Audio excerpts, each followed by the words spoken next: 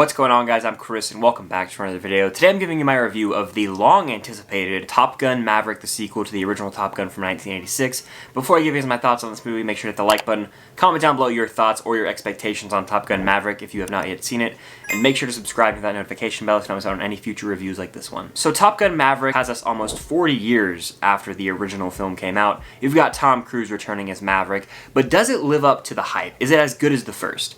Absolutely it is, and in my opinion, it exceeds the first in almost every single aspect. In fact, this is one of the coolest movie theater experiences I've ever had because it was so riveting to sit in this IMAX theater and witness just practical effects driven filmmaking, something that we are so deprived of in today's world with CGI and green screens. This is the reason you go to the movies. The attention to detail put into this film is remarkable. There's actually a behind-the-scenes featurette where Tom Cruise actually gets all the actors to learn how to fly these fighter jets, and they actually had to direct themselves in the planes because they couldn't get crew up there.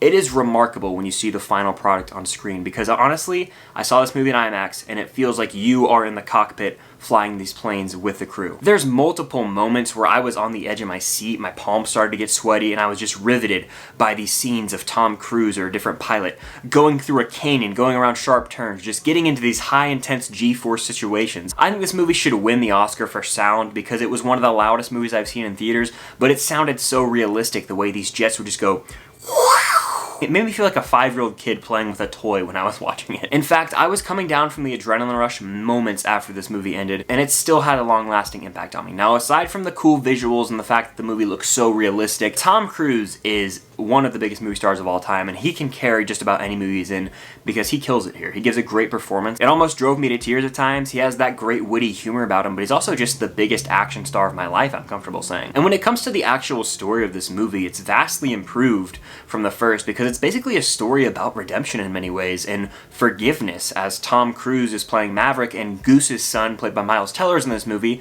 playing the character of Bradley Rooster Bradshaw, and there's a lot of history between those two characters. And you see these two characters at odds. Bradley has a lot of resentment for Maverick, and their relationship over the course of the movie is great to see unfold, but also Tom Cruise's character Maverick is basically an instructor putting together a team for a mission, and I love these buddy movies where teams are built, and it almost feels like a great sports movie, like Remember the Titans, when teammates kind of bond over the course of a movie. That's what it felt watching a lot of these fellow pilots come together and form a real bond. There's also a surprising amount of humorous moments in the movie that had me giggling or chuckling.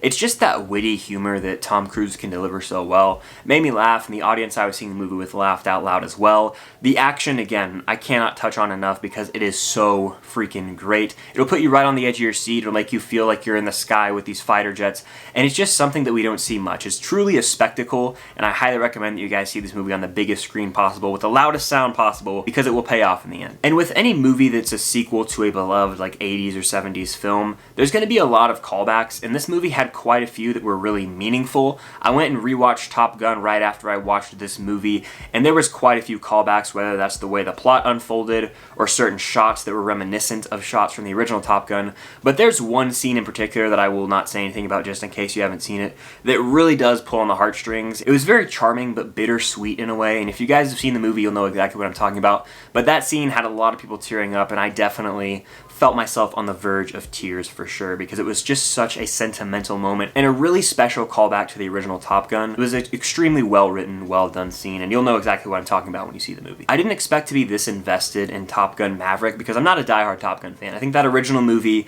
is a pretty solid time, you know, it's a solid movie. It's nothing special. I think that people who got to see it in theaters hold it on a higher pedestal than people who didn't grow up with it or see it in theaters, so this movie, obviously, I think is much better, just all around, from the story, emotional attachment, and the action itself and the way it's shot. All of it is just vastly better in my opinion. Now, that's not a shot at the original Top Gun. I think that movie is, like I mentioned, a product of its time. It's 80s cheese to the max. This is a more serious and grounded take on Top Gun, but I think that from a filmmaking perspective, everything is just astronomically better. Like, I think this movie should get considered for Oscar nominations. Now, will it? Probably not, because the Academy is a joke nowadays. In an ideal world, this movie would get recognized at the Oscars for being one of the better movies of the year, because right now, it's right next to The Batman for my favorite movie of the year. If you're a big fan of Top Gun, you're gonna love this movie. If you're a fan of Tom Cruise movies, you're gonna like this movie. And if you're just a fan of movies in general, this will probably be right up your alley, because it's unlike most big blockbusters we get nowadays. It's action-packed from start to finish. You feel emotionally invested, but above all else,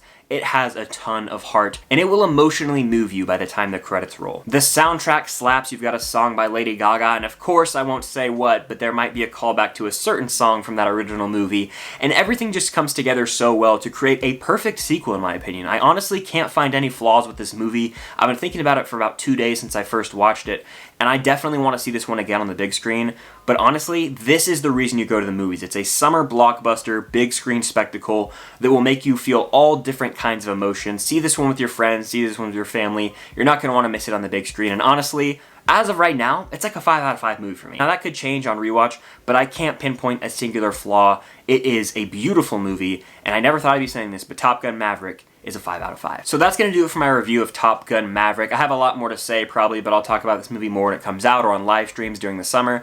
But what do you guys think of the movie, or what are your expectations? Let me know in the comments down below. You do not want to miss this movie in theaters. Honestly, I would shell out and go IMAX because it is worth it. It's truly an experience, and it is going to be one of the best movies of the year. Make sure to hit the like button again, comment down below your thoughts or expectations on the movie, and make sure to subscribe and hit that notification bell so you don't miss out on any future reviews. I'm trying to make the push for 8,000 subscribers. It would mean the world if we could hit that. But thank you guys so much for watching, and until next time, I'll see you guys later.